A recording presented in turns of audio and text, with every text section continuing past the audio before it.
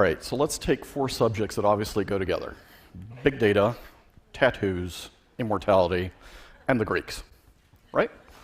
And the issue about tattoos is that without a word, tattoos really do shout.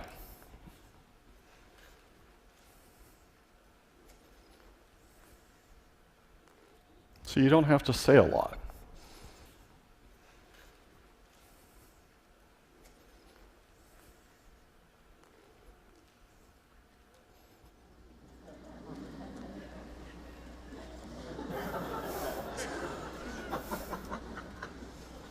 And tattoos tell you a lot of stories.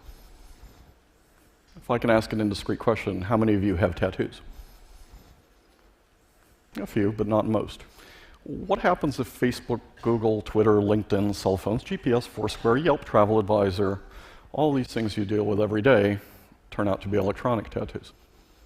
And what if they provide as much information about who and what you are as any tattoo ever would?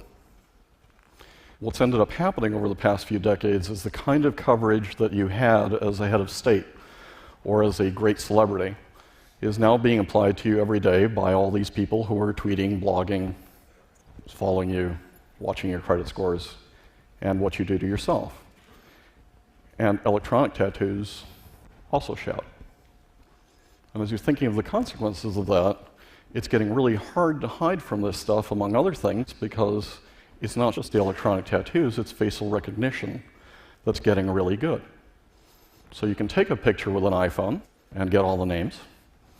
Although, again, sometimes it does make mistakes. But that means you can take a typical bar scene like this, take a picture, say, of this guy right here, get the name, and download all the records before you utter a word or speak to somebody, because everybody turns out to be absolutely plastered by electronic tattoos. And so there's companies like face.com that now have about 18 billion faces online. Here's what happened to this company. There are other companies that will place a camera like this. This has nothing to do with Facebook. They take your picture, they tie it to the social media, they figure out you really like to wear black dresses. So maybe the person in the store comes up and says, hey, we've got 5 black dresses that would just look great on you. So what if Andy was wrong? Here's Andy's theory. What if we flip this? What if you're only going to be anonymous for 15 minutes?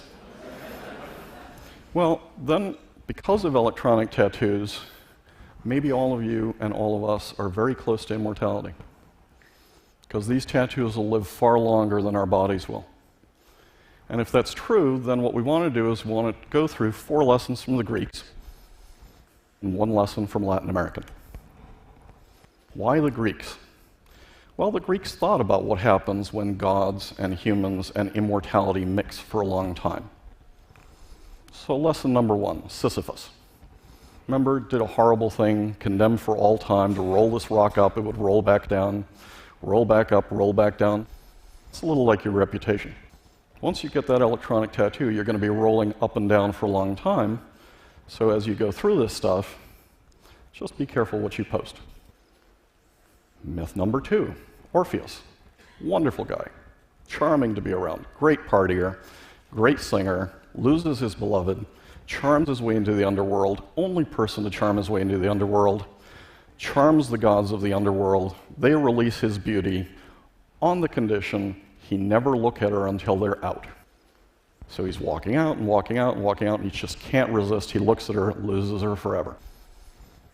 With all this data out here, it might be a good idea not to look too far into the past of those you love. Lesson number 3, Atalanta. Greatest runner. She would challenge anybody. If you won, she would marry you. If you lost, you died. How did Hippomenes beat her? Well, he had all these wonderful little golden apples, and she'd run ahead and he'd roll a little golden apple. She'd run ahead, he'd roll a little golden apple. She kept getting distracted. He eventually won the race.